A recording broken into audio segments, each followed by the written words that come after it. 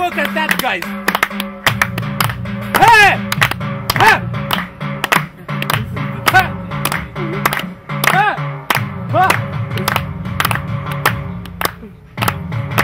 Ha! Ha! Ha! Mr. Philip, that's okay.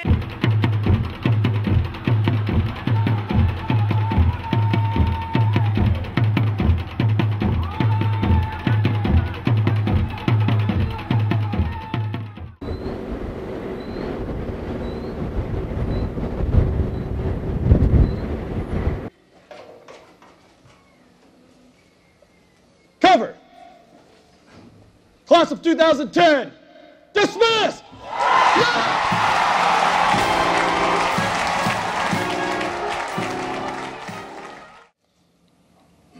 Our campaign to disrupt, dismantle, and to defeat Al-Qaeda is part of an international effort that is necessary and just. But this is a different kind of war. There will be no simple moment of surrender to mark the journey's end.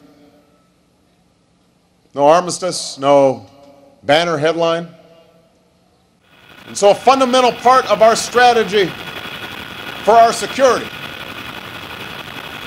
has to be America's support for those universal rights that form the creed of our founding. We will promote these values above all by living them through our fidelity to the rule of law and our Constitution, even when it's hard, even when we're being attacked, even when we're in the midst of war. Together with our friends and allies, America will always seek a world that extends these rights so that when an individual is being silenced, we aim to be her voice. Where ideas are suppressed, we provide space for open debate. Where democratic institutions take hold, we add a wind at their back. Where human dignity is denied, America opposes poverty and is a source of opportunity. That is who we are. That is what we do. Though President Barack Obama wants to be seen to be fighting the good fight for human rights and democracy, there are immense barriers to projecting that glowing image around the globe. Tensions between the United States and the Islamic world remain high. And though millions of Muslims welcomed the election of President Barack Obama with great hope, those sentiments are now fleeting.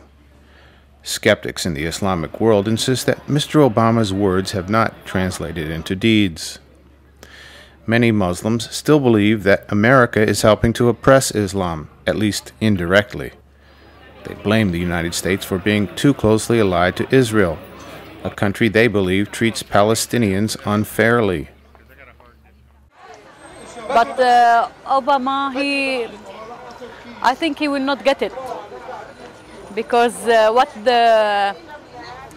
all the Americans want, they want the Israelis to be more powerful and not for the Palestinians.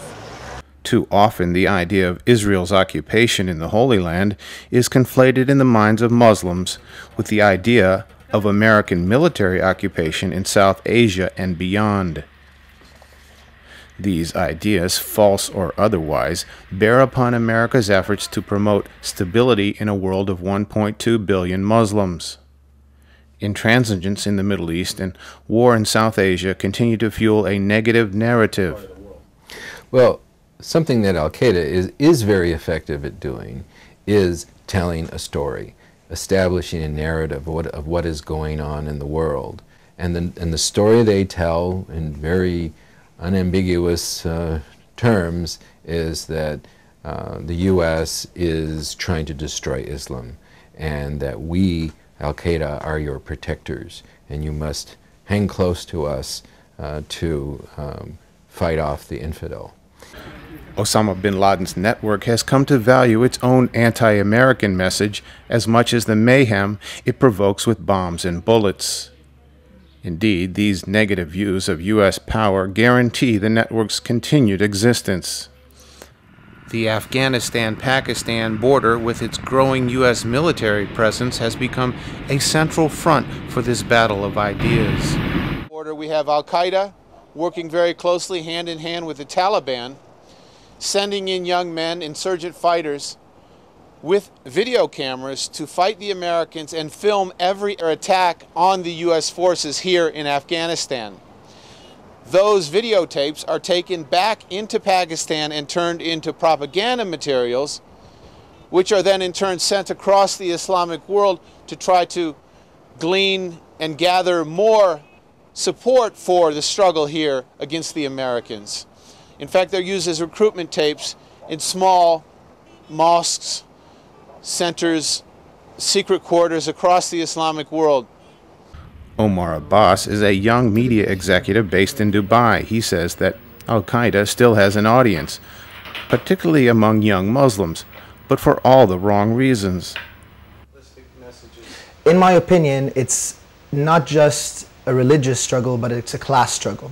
And for them, being powerless and being disenfranchised, disenchanted, they see Osama bin Laden and his Al-Qaeda network as being maybe their saviors or some kind of Islamic Robin Hood, you know. And of course, that's such a ridiculously simplistic way to look at it. But I think that dedication to their religion gives them a certain personal connection to the message that is being manipulated by Osama bin Laden and his ilk. I mean, those extremists are actually using religion as a tool of manipulation.